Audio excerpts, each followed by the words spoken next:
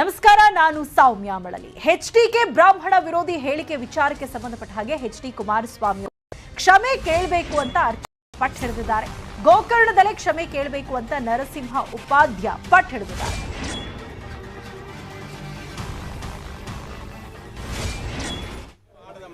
ಬಹಳ ಬೇಜಾರಾಗಿದೆ.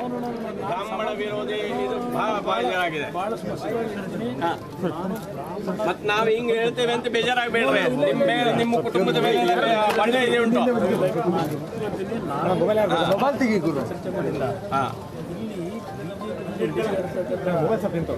ಪೇಶ್ವೆ ಅದ್ರ ಬಗ್ಗೆ ಸಮಾಜಕ್ಕೆ ಬಹಳ ನಾವು ಏನಿದೆ ನಿಮ್ಮ ಬೆಳೆದಿರೋದೆ ನಾವು ಒಡೆಸಿದ್ದರಿಂದ ಬಡಿದಿದ್ದೆ ಬ್ರಾಹ್ಮಣ ಸಮಾಜದ ಜೊತೆಯಲ್ಲೇ ಬೆಳೆದಿರೋದು. ಅದರಿಂದ ನಮ್ಮ ಸಂಸ್ಕೃತಿ. ಇನ್ನು ಈ ಬಗ್ಗೆ ಮಾತನಾಡೋದಕ್ಕೆ ಸ್ವತಃ ಗೋಕರ್ಣದ ಅರ್ಚಕರಾಗಿರುವಂತಹ ನರಸಿಂಹ ಉಪಾಧ್ಯಾಯ ಅವರೇ ನಮ್ಮ ಜೊತೆ ಫೋನ್ ಸಂಪರ್ಕದಲ್ಲಿದ್ದಾರೆ. ಸರ್ ನಮಸ್ತೆ. ಹಲೋ. ಓಕೆ, ಸಂಪರ್ಕ ಸಾಧ್ಯ ಆಗ್ತಾ ಇಲ್ಲ. ನಾವು ದೃಶ್ಯಗಳಲ್ಲಿ ಗಮನಿಸಬಹುದು, ಕುಮಾರಸ್ವಾಮಿ ಅವರು ಗೋಕರ್ಣಕ್ಕೆ ಬಂದಂತಹ ಸಂದರ್ಭದಲ್ಲಿ ಅರ್ಚಕರಾದಂತಹ ನರಸಿಂಹ ಉಪಾಧ್ಯಾಯ ಅವರು ಕುಮಾರಸ್ವಾಮಿ ಅವರನ್ನ ನೇರವಾಗಿ ಪ್ರಶ್ನೆ ಮಾಡಿದ್ದಾರೆ. ನೀವು ಬ್ರಾಹ್ಮಣರ ವಿಚಾರದಲ್ಲಿ ಮಾತನಾಡಿದ್ದು ನಮಗೆ ತುಂಬಾ ಬೇಸರ ತಂದಿದೆ. ನೀವು ಆ ಹೇಳಿಕೆಗೆ ಸಂಬಂಧಪಟ್ಟ ಹಾಗೆ ಇಲ್ಲೇ ಕ್ಷಮೆ ಕೇಳಬೇಕು, ಆ ವಿಚಾರಕ್ಕೆ ಸಂಬಂಧಪಟ್ಟ ಹಾಗೆ ಅನ್ನುವಂತಹ ಮಾತನ್ನ ಹೇಳಿದ್ದಾರೆ. ಆಗ ಕುಮಾರಸ್ವಾಮಿ ಅವರು ಕೂಡ ಸಮಾಧಾನದಿಂದ ಉತ್ತರಿಸಿದ್ದಾರೆ. ನೀವು ಆಡಿದ ಮಾತು ನಮ್ಗೆ ಬಹಳ ಬೇಜಾರಾಗಿದೆ. ಬ್ರಾಹ್ಮಣ ವಿರೋಧಿ ಇದು ಬಹಳ ಬೇಜಾರಾಗಿದೆ. ಮತ್ ನಾವ್ ಹಿಂಗ್ ಹೇಳ್ತೇವೆ ಅಂತ ಬೇಜಾರಾಗಬೇಡ್ರಿ. ನಿಮ್ಮ ಕುಟುಂಬದ ಮೇಲೆ ಒಳ್ಳೆ ಇದೆ ಉಂಟು. ಈ ಬಗ್ಗೆ ಮಾತಾಡೋದಕ್ಕೆ ನರಸಿಂಹ ಉಪಾಧ್ಯಾಯ ಗೋಕರ್ಣದ ಅರ್ಚಕರು ನಮ್ಮ ಜೊತೆ ಫೋನ್ ಸಂಪರ್ಕದಲ್ಲಿ ಜಾಯ್ನ್ ಆಗಿದ್ದಾರೆ. ನರಸಿಂಹ ಉಪಾಧ್ಯಾಯ ಅವರ ನಾನು ಮಾತಾಡ್ತಿರೋದು ಕೇಳಿಸ್ತಿದ್ಯಾ? ನಮಸ್ಕಾರ, ಹೇಳಿ. ಈಗ ಕುಮಾರಸ್ವಾಮಿ ಅವರ ಬ್ರಾಹ್ಮಣ ವಿಚಾರದ ಸ್ಟೇಟ್ಮೆಂಟ್ ಏನಿದೆ, ಅದ್ರ ವಿಚಾರಕ್ಕೆ ಸಂಬಂಧಪಟ್ಟಾಗ ಸಾಕಷ್ಟು ಬೇಸರ, ವಿರೋಧ ವ್ಯಕ್ತ ಆಗ್ತಾ ಇತ್ತು. ನಿಮಗೆ ಸ್ವತಃ ಕುಮಾರಸ್ವಾಮಿ ಅವ್ರ ಮುಖಾಮುಖಿ ಸಿಕ್ಕಿದ್ರು. ಆ ಸಂದರ್ಭದಲ್ಲಿ ಅವ್ರನ್ನ ಏನ್ ಪ್ರಶ್ನೆ ಮಾಡಿದ್ರಿ, ಏನ್ ಕೇಳಿದ್ರಿ? ಅದಕ್ಕೆ ಉತ್ತರ ಏನಾಗಿಲ್ಲ? ಈ 2-3 ದಿವಸ ಹಿಂದೆ ನಾನು ಏನು ಅವರ ಹೇಳಿಕೆ ಬಂದಿದೆ ಅದಕ್ಕೆ ಖಂಡನೀಯ ಅಂತ ನಾನು ವಿರೋಧ ವ್ಯಕ್ತಪಡಿಸಿದ್ದೇನೆ. ಅವರಿಗೆ ನಾನು ಯಾಕೆ ಹಾಗೆ ಹೇಳ್ತಾ ಇರೋದು ಕೇಳಿದ್ರೆ, ಈ ಹಿಂದೆ ದೇವೇಗೌಡರು, ರಾಮಕೃಷ್ಣ ಹೆಗಡೆಯರು, ಜೆ.ಎಚ್. ಪಟೇಲ್ರು ಎಲ್ಲ ಜನತಾ ಪರಿವಾರದಲ್ಲಿ ಇದ್ದವರು. ಆ ಜನತಾ ಪರಿವಾರದಲ್ಲಿ ನಾನು ಕೆಲಸ ಮಾಡಿದ್ದೇನೆ, ರಾಜಕೀಯ ಮಾಡಿದವನೇ. ಹಾಗಾಗಿ ಅವರು PM, CM ಎಲ್ಲ ಆಗಿ ಇದಾದವರು. ಹಾಗಾಗಿ ನಾನು ಆ ಪರಿವಾರದ ಒಂದು ಅವರ 3 ಜನರ ಮೇಲಿನ ಗೌರವದಿಂದ ನಾನು ಅವರಿಗೆ ಒಂದು ಸಣ್ಣ ಸಲಹೆ, ನಮ್ದು ಏನಿಲ್ಲ.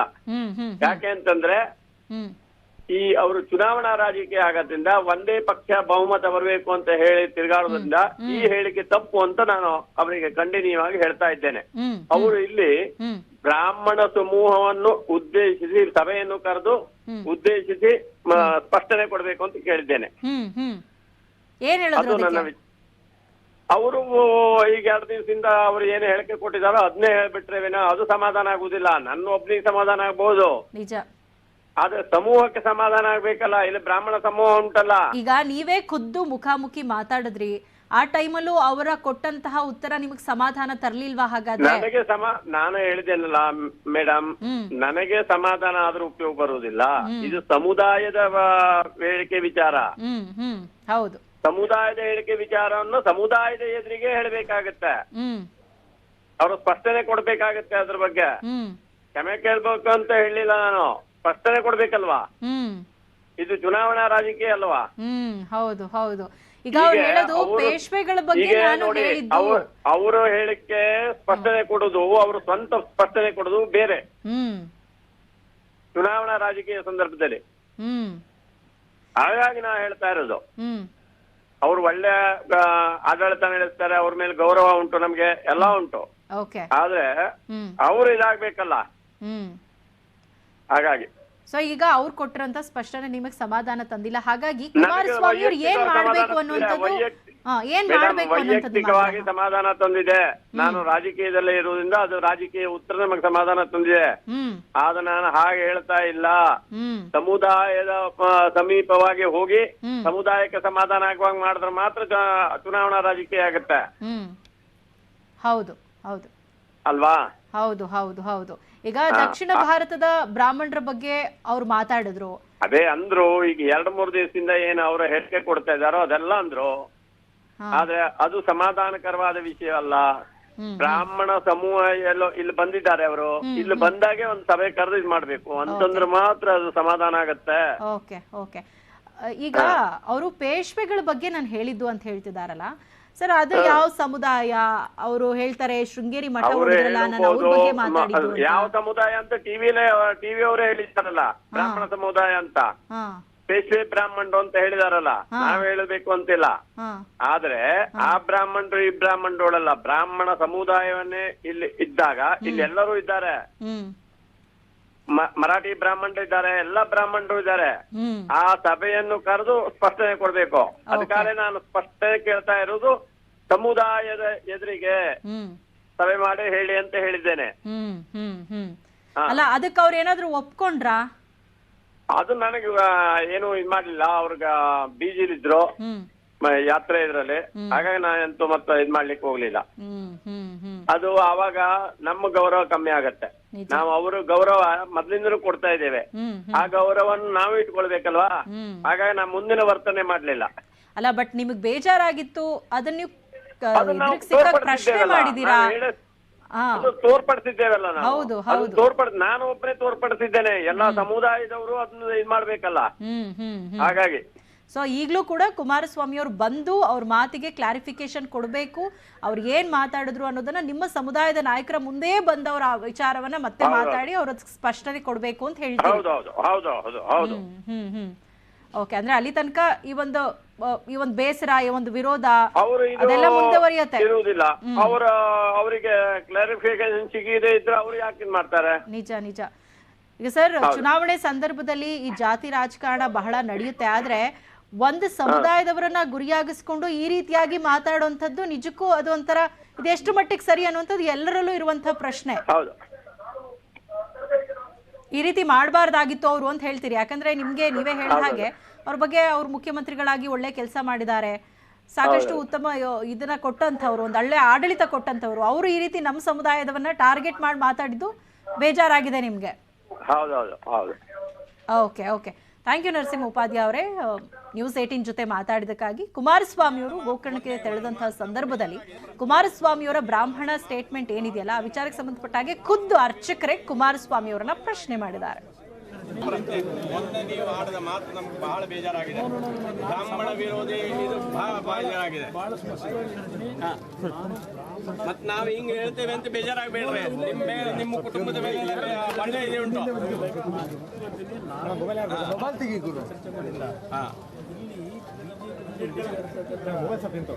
ಪೇಶ್ವೆ ಇದೆಯಲ್ಲ, ಅದ್ರ ಬಗ್ಗೆ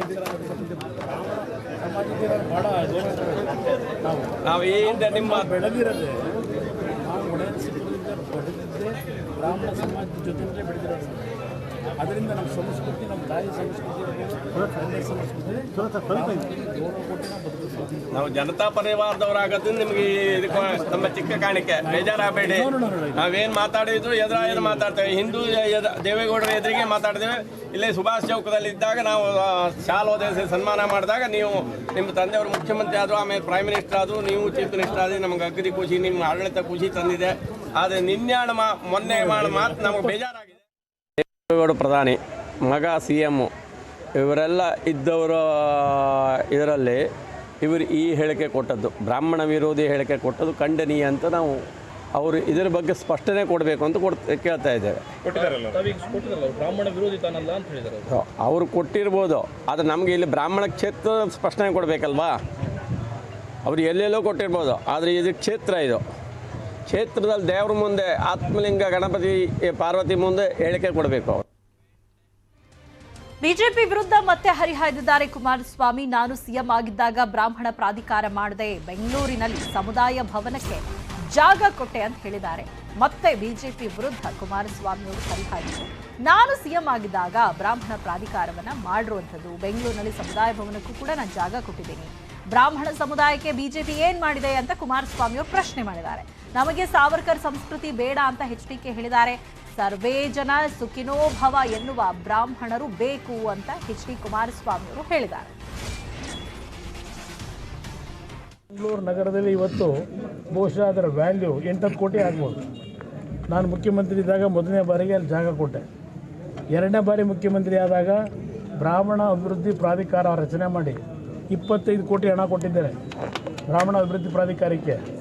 ಇವತ್ತು BJP ಸರ್ಕಾರದಲ್ಲಿ ಕಳೆದ 3 ವರ್ಷದಲ್ಲಿ ಎಷ್ಟು ಹಣ ಕೊಟ್ಟರು ಅಂತ ಹೇಳಿ ಪ್ರಾಧಿಕಾರಕ್ಕೆ ಇವತ್ತು ಬ್ರಾಹ್ಮಣ ಸಮಾಜದ ಬಡವರಿಗೆ ಅನುಕೂಲ ಮಾಡಲಿಕ್ಕೆ ಈ ಸರ್ಕಾರ ಪ್ರಾಧಿಕಾರಕ್ಕೆ ಎಷ್ಟು ಹಣ ಬಿಡುಗಡೆ ಮಾಡಿದ್ದಾರೆ ಅನ್ನೋದನ್ನು BJP ಸರ್ಕಾರದವ್ರು ಹೇಳಕ್ಕೆ ಹೇಳಿ. ಇವ್ರಿಗೆ ಬೇಕಾಗಿರೋದು ಬ್ರಾಹ್ಮಣ ಸಮಾಜದಲ್ಲೂ ಅಲ್ಲಿರ್ತಕ್ಕಂಥ ಬಡತನವನ್ನು ಹೋಗಲಾಡಿಸ್ತಕ್ಕಂಥದ್ದಕ್ಕೆ ಏನು ಕಾರ್ಯಕ್ರಮ ಕೊಡಬೇಕು ಅದು ಬೇಕಿಲ್ಲ ಅವ್ರಿಗೆ ಬೇಕಾಗಿರ್ತಕ್ಕಂಥದ್ದು ಹೇಳಿದ್ರಲ್ಲ. ಈಗ ಇದು ಟಿಪ್ಪು ವರ್ಸಸ್ ಸಾವರ್ಕರ್, ನಾನು ಅದಕ್ಕೆ ಹೇಳಿದ್ದು ಸಾವರ್ಕರ್ ಸಂಸ್ಕೃತಿ ನಮಗೆ ಬೇಡ ಅಂತ. ಸಾವರ್ಕರ್ ಡಿ ಎನ್ ಎ ಇದೆಯಲ್ಲ, ಆ DNA ಬೇಡ ಅಂತ ಅದಕ್ಕೆ ಹೇಳಿದ್ದು ನಾನು. ನಮ್ಮ DNA ಬೇಕಾಗಿರೋದು ಸರ್ವೇ ಜನೋ ಸುಖಿನೋ ಭವಂತು ಅಂತಕ್ಕಂಥ DNA ಇರ್ತಕ್ಕಂಥ ಬ್ರಾಹ್ಮಣ ಸಮಾಜ ನಮಗೆ ಬೇಕಾಗಿರೋದು. ಸಾವರ್ಕರ್ ಸಮಾಜ ಅಲ್ಲ ಬೇಕಾಗಿರೋದು DNA.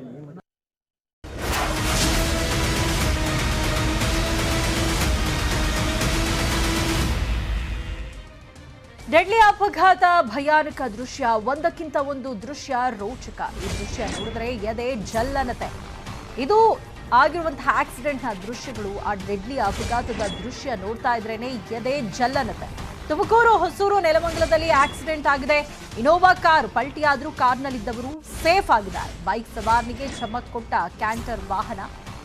4 ಕಡೆಯ ಅಪಘಾತದಲ್ಲೂ ಕೂಡ ಯಾವುದೇ ಪ್ರಾಣಹಾನಿ ಸಂಭವಿಸಿಲ್ಲ.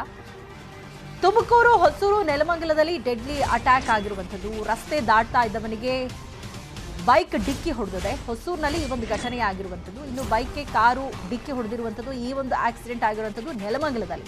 ಮತ್ತೊಂದು ಕಡೆ ಇನೋವಾ ಕಾರ್ ಪಲ್ಟಿ ಆಗಿದೆ. ಈ ಒಂದು ಘಟನೆ ಆಗಿರುವಂಥದ್ದು ಕುಣಿಗಲ್ನಲ್ಲಿ. ಹೀಗೆ 4 ಕಡೆಗಳಲ್ಲಿ ಆಕ್ಸಿಡೆಂಟ್ಗಳಾಗಿರುವಂಥದ್ದು. ಆದರೆ ಈ ಆಕ್ಸಿಡೆಂಟ್ಗಳ ದೃಶ್ಯಗಳನ್ನ ನೋಡ್ತಾ ಇದ್ರೆ ಒಂದು ರೀತಿ ಎದೆ ಜಲ್ಲನತೆ. ಬಟ್ ಯಾವುದೇ ಪ್ರಾಣಹಾನಿ ಸಂಭವಿಸಿಲ್ಲ ಅನ್ನುವಂಥದ್ದು ಒಂದು ಸಮಾಧಾನದ ವಿಚಾರ. ನಾವಿಲ್ಲಿ 2 ದೃಶ್ಯಗಳಲ್ಲಿ ಗಮನಿಸಬಹುದು. ಒಂದು ಕಡೆ ಡಿವೈಡರ್ಗೆ ಇನೋವಾ ಕಾರ್ ಡಿಕ್ಕಿ ಹೊಡೆದ ಪರಿಣಾಮ ಕಾರ್ ಪಲ್ಟಿ ಹೊಡೆದು ಬೀಳತ್ತೆ. ಮತ್ತೊಂದು ಕಡೆ ಬೈಕ್ ಸವಾರ ನಿಂತಿರ್ತಾನೆ. ಆ ಸಂದರ್ಭದಲ್ಲಿ ಏಕಾಏಕಿ ಕ್ಯಾಂಟರ್ ವಾಹನ ಬಂದು ಡಿಕ್ಕಿ ಹೊಡೆಯುತ್ತೆ. ಈ ಅಪಘಾತದಲ್ಲಿ ಬೈಕ್ ಸವಾರ ಕೂದಲೆಳೆ ಅಂತರದಲ್ಲಿ ಪ್ರಾಣಾಪಾಯದಿಂದ ಪಾರಾಗಿರುವಂಥದ್ದು. ಮತ್ತೊಂದು ಕಡೆ ಇನೋವಾ ಕಾರ್ ಈ ರೀತಿ ಡಿಕ್ಕಿ ಹೊಡ್ಕೊಂಡು ಬಿದ್ದರೂ ಕೂಡ ಇನೋವಾ ಕಾರ್ನಲ್ಲಿದ್ದಂತಹ 4 ಜನ ಕೂಡ ಸೇಫ್ ಆಗಿದ್ದಾರೆ. ಅದೃಷ್ಟವಶಾತ್ ಅವರೆಲ್ಲರೂ ಕೂಡ ಪ್ರಾಣಾಪಾಯದಿಂದ ಪಾರಾಗಿದ್ದಾರೆ. ಮತ್ತೊಂದು ಕಡೆ 2 ದೃಶ್ಯಗಳನ್ನ ಗಮನಿಸ್ತಾ ಇದ್ದೀವಿ. ಇದು ಆನೇಕಲ್ ಹಾಗೆ ನೆಲಮಂಗಲದಲ್ಲಿ ನಡೆದಿರುವಂತಹ ಆಕ್ಸಿಡೆಂಟ್ನ ದೃಶ್ಯಗಳು. ರಸ್ತೆ ದಾಟ್ತಾ ಇದ್ದವನಿಗೆ ಡಿಕ್ಕಿಯನ್ನ ಹೊಡೆಯುತ್ತೆ ಬೈಕ್. ನಾವು ದೃಶ್ಯಗಳಲ್ಲಿ ಗಮನಿಸಬಹುದು. ಮತ್ತೊಂದು ಕಡೆ ನೆಲಮಂಗಲದಲ್ಲೂ ಕೂಡ ಅದೇ ರೀತಿಯಾಗಿ ಆಕ್ಸಿಡೆಂಟ್ ಸಂಭವಿಸಿದೆ.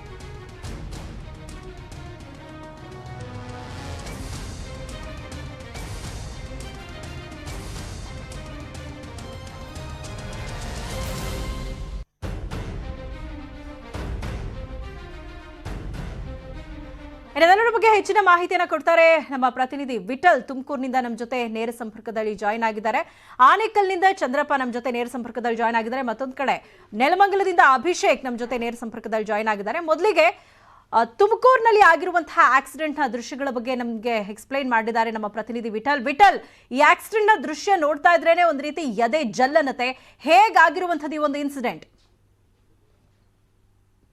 ಈ ಒಂದು ಅಪಘಾತಗಳು ಪ್ರತ್ಯೇಕ ಅಪಘಾತಗಳು ನಡೆದಿರೋದು ತುಮಕೂರು ಜಿಲ್ಲೆ ಕುಣಿಗಲ್ ಪಟ್ಟಣದ ಹೊರವಲಯದಲ್ಲಿ ಏನೋ ಒಂದು ಮಂಗಳೂರು ಟು ಬೆಂಗಳೂರು ರಸ್ತೆ ಬರುತ್ತೆ. ಅಲ್ಲಿ ಹೆಂಚಪಳ್ಳಿ ಎಂಬ ಒಂದು ಗ್ರಾಮ ಇದೆ. ಆ ಗ್ರಾಮದಲ್ಲಿ ನಡೆದಿರ್ತಕ್ಕಂಥ ಅಪಘಾತ. ಏನೋ ಮನು ಎಂಬಾತ ತನ್ನ ಬೈಕ್ ಅನ್ನ ನಿಲ್ಲಿಸಿ ಅಲ್ಲಿ ನಿಂತಿರ್ತಾನೆ. ಸೊ ಅದಾದ ಬಳಿಕ ಅಲ್ಲಿಂದ ಕೆಲವೇ 10 ಸೆಕೆಂಡ್ ಒಳಗೆ ಒಂದು ಕ್ಯಾಂಟರ್ ಗಾಡಿ ಅತಿ ವೇಗವಾಗಿ ನುಗ್ಗುತ್ತೆ. ಸೊ ಅದನ್ನ ಅಬ್ಸರ್ವ್ ಮಾಡಿದಂತ ಮನು ತಕ್ಷಣಕ್ಕೆ ಫ್ರಾಕ್ಷನ್ ಆಫ್ ಸೆಕೆಂಡ್ ಅಲ್ಲಿ ಆತ ಪಕ್ಕಕ್ಕೆ ಸರಿತಾನೆ.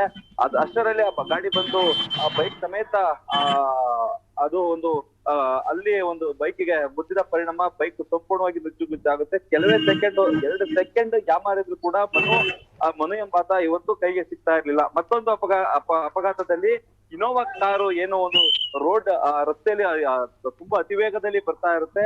ಆ ವೇಗದಲ್ಲಿ ತಕ್ಷಣ ಒಂದು ಅಲ್ಲಿ ರೋಡ್ ಹಂಪ ಕಾಣಿಸೋದ್ರಿಂದ ಚಾಲಕ ಸಡನ್ ಆಗಿ ಬ್ರೇಕ್ ಆಗ್ತಾನೆ. ಸೊ ಆ ಗಾಡಿ ಕಂಟ್ರೋಲ್ಗೆ ಸಿಗೋದಿಲ್ಲ, ಇನೋವಾ ಕಾರ್ ಕಂಟ್ರೋಲ್ಗೆ ಸಿಗೋದಿಲ್ಲ. ನಂತರ ಅದು ಅಪ್ಸೈಡ್ ಆಗಿ ನೇರವಾಗಿ ರಸ್ತೆ ತಡೆಗೋಡೆಗೆ ಹೊಡೆದು ಅಲ್ಲಿಂದ ಪಲ್ಟಿಯಾಗಿ ಬಿದ್ದಿರತಕ್ಕಂಥದ್ದು. ಸೌಮ್ಯ, ಇದರಲ್ಲಿ ಯಾವುದೇ ರೀತಿಯ ಪ್ರಾಣಾಪಾಯ ಸಂಭವಿಸಿಲ್ಲ. ಈ 2 ಅಪಘಾತಗಳು ಸಂಭವಿಸಿರೋದನ್ನ ನೋಡಿದ್ರೆ ನಿಜಕ್ಕೂ ಯಾರು ಕೂಡ ಬದುಕುಳಿಯೋದಕ್ಕೆ ಸಾಧ್ಯತೆನೇ ಇರೋದಿಲ್ಲ ಅಂತ ಹೇಳಿ ಈ ಒಂದು ವಿಜುವಲ್ಸ್ ಅಲ್ಲಿ ನಾವು ಗಮನಿಸಬಹುದು. ಆದ್ರೆ ಅದೃಷ್ಟವಶಾತ್ ಯಾವುದೇ ಪ್ರಾಣಾಪಾಯ, ಸಣ್ಣ ಪುಟ್ಟ ಗಾಯಾಳುಗಳನ್ನ ಬಿಟ್ರೆ ಬೇರೆ ಯಾವ ರೀತಿಯ ಸಣ್ಣ ಪುಟ್ಟ ಪ್ರಾಣಾಪಾಯ ಸಂಭವಿಸಿಲ್ಲ ಸೌಮ್ಯ.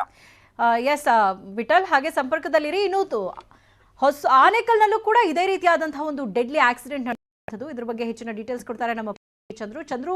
ಆ ಸಿಸಿಟಿವಿ ದೃಶ್ಯಗಳನ್ನ ಗಮನಿಸಬಹುದು. ರಸ್ತೆ ದಾಟ್ತಾ ಇದ್ದಂತಹ ಓರ್ವ ಬೈಕ್ ಸವಾರನಿಗೆ ಮತ್ತೋರ್ವ ಬೈಕ್ ಸವಾರ ವೇಗವಾಗಿ ಬಂದು ಡಿಕ್ಕಿ ಹೊಡೆದಿರುವಂತದ್ದು. ಆ ಅಪಘಾತದ ಒಂದು ರಭಸ ನೋಡಿದ್ರೆ ಆಕ್ಸಿಡೆಂಟ್ ಸಂದರ್ಭದಲ್ಲಿ ಬಿದ್ದಂತಹ ಬೈಕ್ ಸವಾರ ಬದುಕುಳಿಯೋ ಚಾನ್ಸಸ್ ಇರ್ತಾ ಇರಲಿಲ್ಲ. ಬಟ್ ಆತನ ಒಂದು ಕಂಡೀಷನ್ ಈಗ ಯಾವ ರೀತಿ ಆಗಿದೆ, ಯಾವುದು ಘಟನೆ ಬಗ್ಗೆ ಎಕ್ಸ್ಪ್ಲೈನ್ ಮಾಡಬಹುದಾ?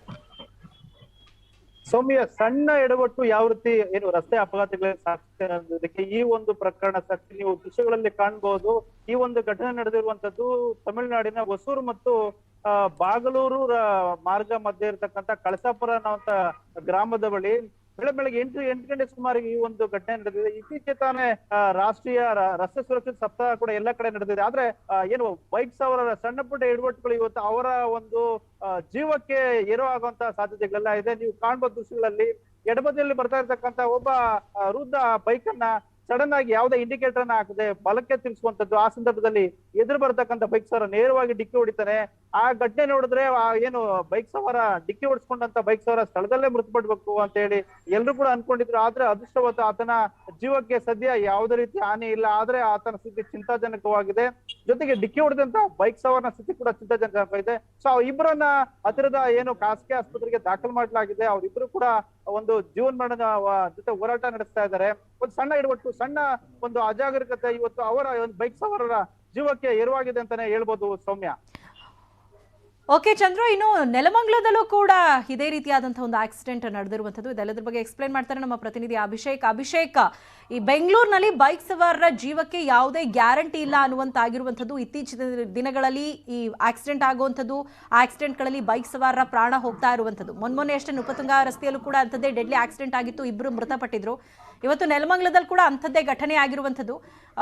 ಯಾರು ಒಂದು ಆಕ್ಸಿಡೆಂಟ್ ಅನ್ನ ಮಾಡಿದ್ದು, ಎಷ್ಟೊತ್ತಿಗೆ ಆಗಿರುವಂಥದ್ದು, ಘಟನೆ ಬಗ್ಗೆ ಪ್ರತ್ಯಕ್ಷದರ್ಶಿಗಳೇನು ಮಾಹಿತಿ ಕೊಟ್ಟಿದ್ದಾರೆ? ಅಂದ್ರೆ ಸೌಮ್ಯ ಏನಂತಂದ್ರೆ ಬೆಂಗಳೂರಿನ ತುಮಕೂರು ಬರ್ತಕ್ಕಂಥ ರಾಷ್ಟ್ರೀಯ 48 ಏನಿದೆ, ಇಡೀ ರಾಜ್ಯದಲ್ಲಿ ಅತಿ ಹೆಚ್ಚು ವಾಹನಗಳ ಸಂಚರಿಸತಕ್ಕಂಥ ರಾಷ್ಟ್ರೀಯ ಹೆದ್ದಾರಿ ಇರ್ತಕ್ಕಂಥದ್ದು ಬೆಂಗಳೂರಿನಿಂದ ಆರಂಭವಾಗಿತ್ತು. ಉತ್ತರ ಕರ್ನಾಟಕದ ಹಲವು ಜಿಲ್ಲೆಗಳು, ಅದು ಉತ್ತರ ಭಾರತ ಬಹುರಾಜ್ಯಗಳಲ್ಲಿ ಸಂಪರ್ಕಿಸತಕ್ಕಂಥ ರಸ್ತೆ ಇದಾದ್ರಿಂದ ಅತಿ ಹೆಚ್ಚು ವಾಹನ ದಟ್ಟಣೆ ಇರ್ತಕ್ಕಂಥದ್ದು. ಈ ಹಿಂದೆ 4 ಪಥದ ರಸ್ತೆ, 8 ಪಥದ ರಸ್ತೆ, ದಶಪಥ ರಸ್ತೆ ಮಾಡ್ತಾ ಇದ್ರೆ ಆದ್ರೂ ಕೂಡ ಪ್ರತಿದಿನ ಜನಸಂಖ್ಯೆ ಹೆಚ್ಚಾಗ್ತಾ ಇರ್ತಿದ್ದು. ಇನ್ನೊಂದು ಕಳೆದ 3 ದಿನಗಳ ಹಿಂದೆ ಒಂದು ಅಪಘಾತ ಏನಾಗಿದೆ, ಆ ಅಪಘಾತದ ಗಂಭೀರತೆ ನೋಡೋದಕ್ಕೆ ಅರ್ಥ ಆಗುತ್ತೆ. ಅಪಘಾತಗಳ ಸಂಖ್ಯೆ ಯಾವ ರೀತಿ ಹೆಚ್ಚಾಗ್ತಾ ಇದೆ. ಬೈಕ್ ಸವಾರರಿಗೆ ಯಾವುದೇ ರೀತಿಯ ಒಂದು ಸುರಕ್ಷತೆ ಇಲ್ಲ. ಹೆದ್ದಾರಿಗಳಲ್ಲಿ ಬೈಕ್ ಸವಾರರಿಗೆ ಸಪರೇಟ್ ಒಂದು ಲೇನ್ ಮಾಡಬೇಕಾಗುತ್ತೆ ಓಕೆ ಅಭಿಷೇಕ್, ಥ್ಯಾಂಕ್ ಯು ತಮ್ಮೆಲ್ಲ ಇನ್ಫಾರ್ಮೇಶನ್ಗೆ. Thank you Chandru, thank you Vithal ತಮ್ಮೆಲ್ಲ ಇನ್ಫಾರ್ಮೇಶನ್ಗೆ. ಚುನಾವಣಾ ಹೊತ್ತಲ್ಲಿ ಡಿಕೆಶಿಗೆ ಮತ್ತೊಂದು ಶಾಕ್. ಅಕ್ರಮ ಆಸ್ತಿ ಗಳಿಕೆ ಪ್ರಕರಣದ ತನಿಖೆ ಅಂತಿಮ ಘಟ್ಟಕ್ಕೆ ಬಂದಿದೆ. ಕೆಲವೇ ದಿನಗಳಲ್ಲಿ ಚಾರ್ಜ್ ಶೀಟ್ ಸಲ್ಲಿಸಲು ಸಿದ್ಧತೆಯಾಗಿದೆ. ಕಳೆದ 2 ವರ್ಷಗಳಿಂದ ಸಿಬಿಐ ತನಿಖೆಯನ್ನ ನಡೆಸ್ತಾ ಇದೆ. ಡಿಕೆಶಿ ಮನೆ, ಸಂಬಂಧಿಕರ ಮನೆ ಮೇಲೆ ದಾಳಿ ಮಾಡಿತ್ತು ಸಿಬಿಐ. ಈಗ ಪ್ರಕರಣಕ್ಕೆ ಸಂಬಂಧಪಟ್ಟಂತೆ ಹಲವರಿಗೆ ನೋಟಿಸ್ ಅನ್ನ ಕೂಡ ಸಿಬಿಐ ಸಲ್ಲಿಸಿತ್ತು. ಈಗ ಡಿಕೆಶಿ ಆಸ್ತಿ ಮೌಲ್ಯಮಾಪನ ನಡೆಸಿ ಸಿಬಿಐ ಅಂತಿಮ ಹಂತಕ್ಕೆ ತನಿಖೆ ಬಂದಿರೋದ್ರಿಂದ ಸದ್ಯದಲ್ಲೇ ಚಾರ್ಜ್ ಶೀಟ್ ಸಲ್ಲಿಕೆಗೆ ಸಿದ್ಧತೆಯನ್ನ ಮಾಡಿಕೊಂಡಿದೆ. 2019 ಸೆಪ್ಟೆಂಬರ್ ತಿಂಗಳಿನಿಂದ ಜಾರಿ ನಿರ್ದೇಶನಾಲಯ ವಿಚಾರಣೆಯನ್ನ ಎದುರಿಸುತ್ತಿದ್ದಾರೆ. ಅಕ್ಟೋಬರ್ 2020ರಲ್ಲಿ ಡಿಕೆ ಶಿವಕುಮಾರ್ ವಿರುದ್ಧ ಆದಾಯಕ್ಕೂ ಮೀರಿದ ಆಸ್ತಿ ಗಳಿಕೆ ಪ್ರಕರಣಕ್ಕೆ ಸಂಬಂಧಪಟ್ಟಂತೆ ಸಿಬಿಐ ಪ್ರಕರಣವನ್ನ ದಾಖಲಿಸಿತ್ತು. ಡಿಕೆಶಿ ಹಾಗೂ ಅವರ ಕುಟುಂಬಸ್ಥರು 74.93 ಕೋಟಿ ಮೊತ್ತದ ಆಸ್ತಿಯನ್ನ ಅಕ್ರಮವಾಗಿ ಗಳಿಸಿದ್ದಾರೆ ಅನ್ನೋದು ಸಿಬಿಐನ ಆರೋಪ ಆಗಿತ್ತು. ಆ ಒಂದು ವಿಚಾರಕ್ಕೆ ಸಂಬಂಧಪಟ್ಟ ಹಾಗೆ ಈಗ ಸಿಬಿಐ ತನಿಖೆಯನ್ನ ನಡೆಸ್ತಾ ಇತ್ತು. ಡಿಕೆ ಶಿವಕುಮಾರ್ ಅವರ ಆಪ್ತರು, ಅವರ ಕುಟುಂಬದವರ ಮೇಲೆ ಪ್ರಕರಣವನ್ನ ದಾಖಲಿಸಿ ಅಂದ್ರೆ ಅವರಿಗೆ ನೋಟಿಸ್ ಅನ್ನ ಕೊಟ್ಟು ವಿಚಾರಣೆಗೂ ಕೂಡ ಕರೆದಿತ್ತು. ಈಗ ಅಂತಿಮ ಹಂತಕ್ಕೆ ಬಂದಿದ್ದು ಚಾರ್ಜ್ ಶೀಟ್ ಸಲ್ಲಿಕೆಗೆ ಸಿದ್ಧತೆಯಾಗಿದೆ. ಸಿಬಿಐನಿಂದ ಚಾರ್ಜ್ ಶೀಟ್ ಸಲ್ಲಿಕೆಗೆ ತಯಾರಿ ವಿಚಾರಕ್ಕೆ ಸಂಬಂಧಪಟ್ಟ ಹಾಗೆ ಕೆಪಿಸಿಸಿ ಅಧ್ಯಕ್ಷ ಡಿಕೆ ಶಿವಕುಮಾರ್ ಪ್ರತಿಕ್ರಿಯೆ ಕೊಟ್ಟಿದ್ದಾರೆ. ನನ್ನ ಮಗಳಿಗೆ ಸಿಬಿಐನವರು ನೋಟಿಸ್ ಕಳುಹಿಸಿದ್ದಾರೆ, ಕಾಲೇಜ್ ಫೀಸ್ ಕಟ್ಟಿದ್ದನ್ನೆಲ್ಲ ಕೇಳ್ತಾ ಇದ್ದಾರೆ ಅಂತ ಹೇಳಿದ್ದಾರೆ. ಫೆಬ್ರವರಿ 24ಕ್ಕೆ ನನಗೆ ಇಡಿ ಅವರು ವಿಚಾರಣೆ ಕರೆದಿದ್ದಾರೆ. ನಾನು ಪ್ರಜಾಧ್ವನಿ ಮಾಡಲು, ಇಡಿ ಬಳಿ ಹೋಗಲು ಆಡಳಿತ ಪಕ್ಷದವರಿಗೆ ಇಡಿ ಸಿಬಿಐನವರು ಯಾರೂ ಇರಲ್ಲ. ಇರಲಿ ನೋಡೋಣ ಏನಾಗುತ್ತೆ ಅಂತ ಡಿಕೆ ಶಿವಕುಮಾರ್ ಅವರು ಬೇಸರದಿಂದಲೇ ಉತ್ತರಿಸಿದ್ದಾರೆ. ದಿನ ನೋಟಿಸ್ ಬರ್ತಾ ಇದೆ. ನಿನ್ನೆ ನನ್ನ ಮಗಳಿಗೆ ಬಂದಿದೆ, ನಮ್ಮ ಕಾಲೇಜ್ಗೆ ಲೆಟರ್ ಬಂದಿದೆ. ಎಷ್ಟು ಫೀಸ್ ಕಟ್ಟಿದ್ದೀರಾ, ಎಕ್ಸಾಮ್ ಪಾಸ್ ಮಾಡಿದ್ದೀರಾ, ಎಷ್ಟು ಕಟ್ಟಿದ್ದೀರಾ ಅಂಥೇಳಿ CBIನವರು ನೋಟಿಸ್ ಕೊಟ್ಟಿದ್ದಾರೆ. ನಾನೇನು ಹೇಳಲಿ ಅದಕ್ಕೆ? ಕಟ್ಟಿರೋ ಒಂದು ಸ್ಕೂಲ್ ಫೀಸು, ಕಾಲೇಜ್ ಫೀಸ್ ಕಟ್ಟಿರೋದು ನನ್ನ ಪ್ರಶ್ನೆ ಮಾಡ್ತಾ ಇದ್ದಾರೆ ಅಂದರೆ ಇನ್ನೇನೇನು ಕೇಳ್ತಾ ಇದ್ದಾರೆ ಅಂತ ನೀವೇ ಆಲೋಚನೆ ಮಾಡಿ. ಅವ್ರಿಗೆ ಬಿಟ್ಬಿಡ್ತೀನಿ. ಇಡಿಗೆ ಹೋಗಿ ಉತ್ತರ ಕೊಟ್ಟು ಬಂದಿದ್ದೀನಿ, ನ್ಯಾಷನಲ್ ಅವಾರ್ಡ್ಗೆ ಏನು ಕೊಟ್ಟಿದ್ದೀನಿ ಅಂತ. ತಿರ್ಗಾ ಎಲ್ಲ ಉತ್ತರ ಕೊಟ್ಟು ಬಂದು ತಿರ್ಗಾ ಇನ್ನೊಂದು ಕಳಿಸ್ಕೊಟ್ಟವ್ರೆ. 22ನೇ ತಾರೀಕು ಬಂದು ಹಾಜರಾಗಬೇಕು ಇಡಿಗೆ ಅಂತ ಹೇಳಿದ್ದಾರೆ. ಏನು ಮಾಡೋದು? ಪ್ರಜಾಧ್ವನಿ ಯಾತ್ರೆ ನಡೆಸಲೋ ಇಡಿಗೆ ಹೋಗಲೋ ಯೋಚನೆ ಮಾಡ್ತಾ ಇದ್ದೆ. ಅಪೋಸಿಷನ್ ಪಾರ್ಟಿಗೆ ಮಾತ್ರ ಇದು, ರೂಲಿಂಗ್ ಪಾರ್ಟಿಗೆ ಏನಿಲ್ಲ. 10,000 ಕೋಟಿಯಾರು ಮುಳುಗಿಸಿ 10,000 ಕೋಟಿಯಾರು ತಿನ್ನಿ ಯಾವ ಇಡಿ. ಅದೆಲ್ಲದ್ರ ಬಗ್ಗೆ ಹೆಚ್ಚಿನ ಡೀಟೇಲ್ಸ್ ಕೊಡ್ತಾರೆ ನಮ್ಮ ಪೊಲಿಟಿಕಲ್ ರಿಪೋರ್ಟರ್ ಮುನಿರಾಜು. ಇದೀಗ ನಮ್ಮ ಜೊತೆ ನೇರ ಸಂಪರ್ಕದಲ್ಲಿ ಜಾಯ್ನ್ ಆಗಿದ್ದಾರೆ. ಮುನಿರಾಜು, ಒಂದ್ ಕಡೆ ಚುನಾವಣೆ ಪ್ರಚಾರದ ಟೆನ್ಷನ್, ಮತ್ತೊಂದ್ ಕಡೆ ಈಗ ಇಡಿ CBIನ ವಿಚಾರಣೆಯ ತಲೆಬಿಸಿ. ಇದೆರಡೂ ಕೂಡ DK ಶಿವಕುಮಾರ್ ಅವರನ್ನ ಹೈರಾಣಾದಂತೆ ಮಾಡಿರೋದಂತೂ ಸುಳ್ಳಲ್ಲ. ಇದು ಅವರ ಮಾತಿನಲ್ಲೇ ಗೊತ್ತಾಗ್ತಾ ಇತ್ತು. ಈ ವಿಚಾರಣೆ, ಚಾರ್ಜ್ ಶೀಟ್, ಇದೆಲ್ಲ ವಿಚಾರಕ್ಕೆ ಸಂಬಂಧಪಟ್ಟಾಗಿ ಏನೇನ್ ಮಾತಾಡಿದ್ರು?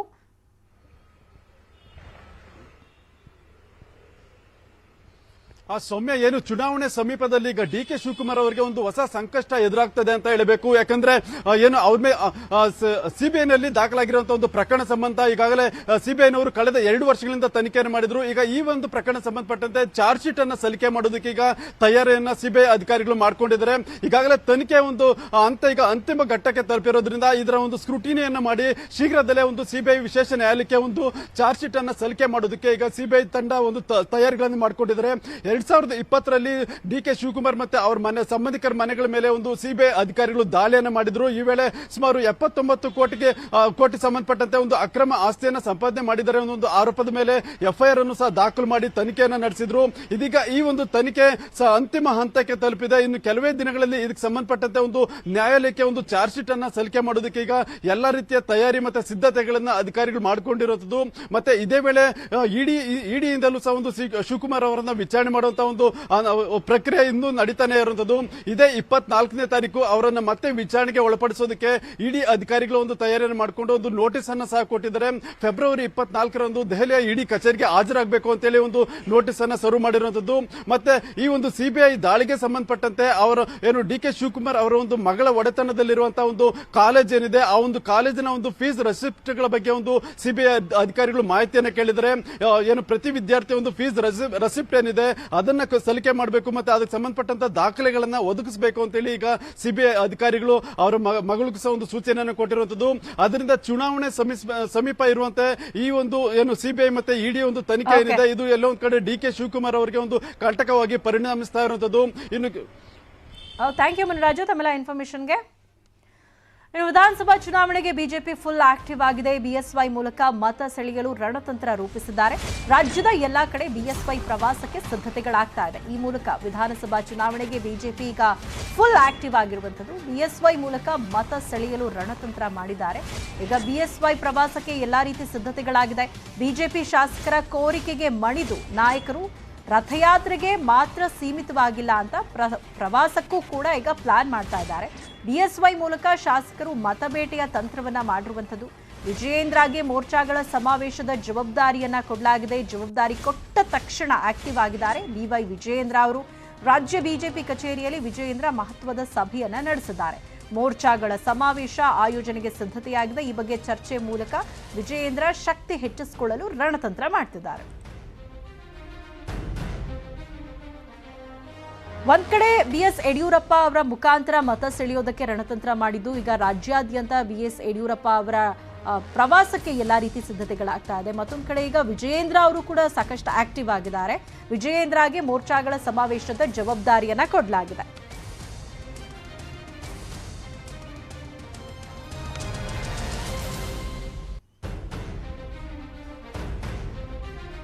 ಶಿಸ್ತಿನ ಪಕ್ಷ ಬಿಜೆಪಿಯಲ್ಲಿ ಎಲ್ಲವೂ ಸರಿಯಿಲ್ಲ ಎಂಬ ಮಾತು ಈಗ ಸಾರ್ವಜನಿಕ ವಲಯದಲ್ಲಿ ಕೇಳಿಬರ್ತಾ ಇದೆ. ಇದಕ್ಕೆ ಕಾರಣವಾಗಿರುವುದು ಶಿವಮೊಗ್ಗದಲ್ಲಿ ನಡೆದ ಆ ಘಟನೆ.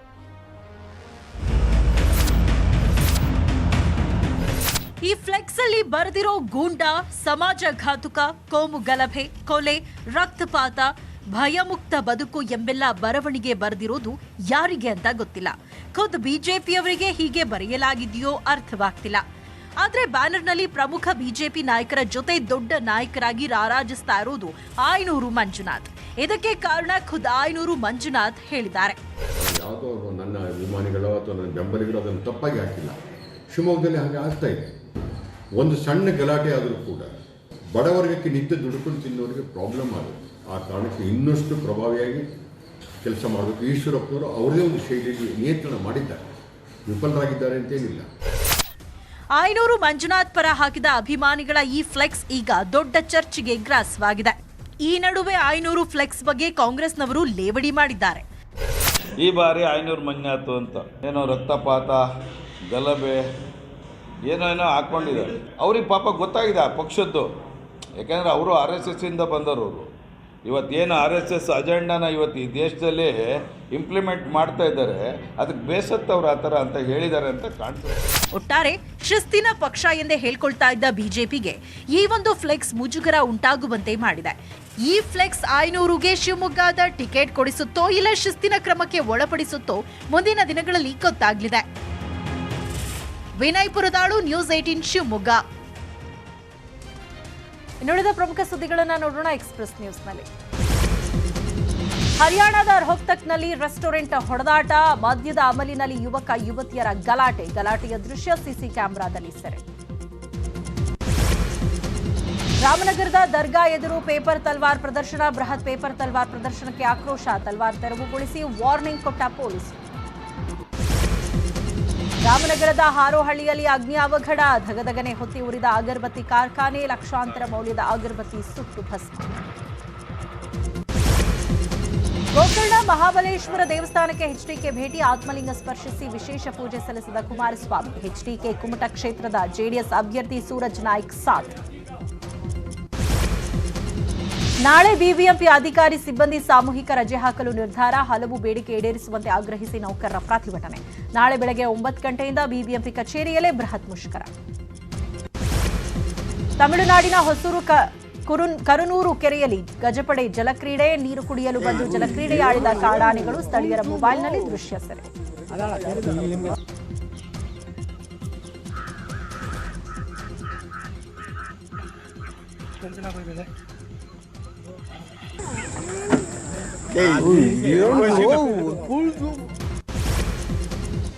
ಈಗ ಫಿನೋಲೆಕ್ಸ್ ಅರ್ಪಿಸುವ ವೆದರ್ ರಿಪೋರ್ಟ್ ನೋಡೋಣ.